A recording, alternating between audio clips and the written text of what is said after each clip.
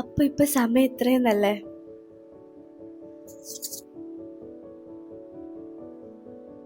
എനിക്ക് കാണുന്നുണ്ടോയെന്ന് അറിയില്ല. ഇപ്പോൾ 1 മണിയായി.